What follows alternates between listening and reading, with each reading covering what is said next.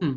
That's super interesting. So I think it might be helpful at this point to like talk about like maybe like a specific example. So I don't know if this was in your book or if I just made this up because I just seen it in my notes. But we could think about, for example, reflecting on like the life of a dinosaur who lived and died, say 230 million years ago.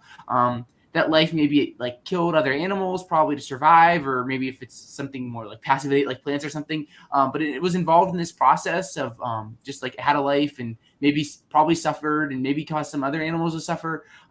What's so valuable about this life, this dinosaur 230 million years ago? Because you talk about like a creation and love allowing for like freedom, which is like good. So for example, like looking at the case of the dinosaur, what makes this life worth living in the first place? Yeah. Well, I mean, I think that there are several different levels we can parse that out from. It is actually from the 6th chapter of my book. Mm-hmm. So I sort of talk about how it is something that has the gift of being, the gift of life, and that is wildly valuable. We still have difficulty defining what is living and what is not, and what precisely makes something different from all that isn't living around us, and to some extent that dinosaur is going to have the gift of consciousness. It's going to have the gift of interrelationship with all that's around it. So it's going to have relationships with its parents, with its children, with its mate, with the things that it eats, and the things that will one day eat it. And I think that all of those interrelationships are valuable. The most valuable thing about it is, of course, that God loves it, that God enjoyed that dinosaur's life and saw it. And I think that, sometimes theologians kind of talk about the dinosaurs as they were really only important as a stepping stone to us. We needed all these life forms to live so that the great complexity that is found in the image of God in people is achieved. And I think that that's a quite anemic view. I'd rather say God has delighted in all the ages of life and, is delighted as well with us.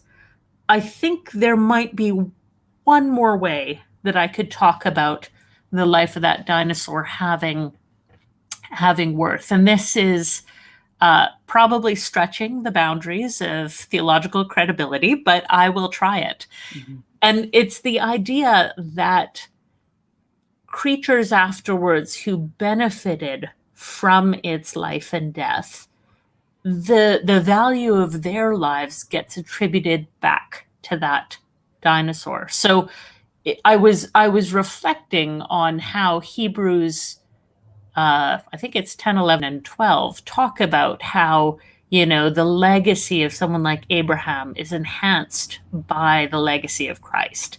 Now, Christ, of course, lives and dies long, long after Abraham, but there's something where it's to the glory of Abraham that his descendant is Christ. Yeah. And so in a much expanded way, it's something to the honor and benefit of the dinosaurs that their extinction, which was a tragedy at the time that it happened 65 million years ago, that their extinction, which opened up new ecological niches and opportunities, led to the development of mammals really exploding, and therefore the development of humans eventually. Mm-hmm. So there's something about us being the great grand inheritors of the sort of life and tradition of dinosaurs that I think gets reflected back on them in whatever redeemed form we might see. I think this is super interesting to like draw an analogy. So as you were talking, Bethany, I was thinking about like scientific progress. So like our scientific advances today wouldn't be possible without like, say, like the people like Isaac Newton or like other scientific thinkers at the time. So you think like analogously, like we could attribute like, say, like our existence in part is due to like the existence of the dinosaurs. So like, would you like consider that like somewhat of like an analogy? Yeah, absolutely. I think the only thing is that we are not direct descendants of the dinosaurs. Okay. Right. So I was wondering because my evolutionary biology knowledge is like none. So I wasn't sure. So yeah, dinosaurs, their still existent descendants are actually birds. Mm-hmm. So at the time dinosaurs were alive, you had a parallel stream of mammals who were very, very small creatures, kind of like a shrew running around. you know, and so their life and death doesn't, it's not an exact descendant in that way, but I think that you know, without their dying, it's unlikely, you know, without the dinosaurs' extinction, it's unlikely that mammals would have had as much freedom to develop as they did, or it would have taken a lot longer.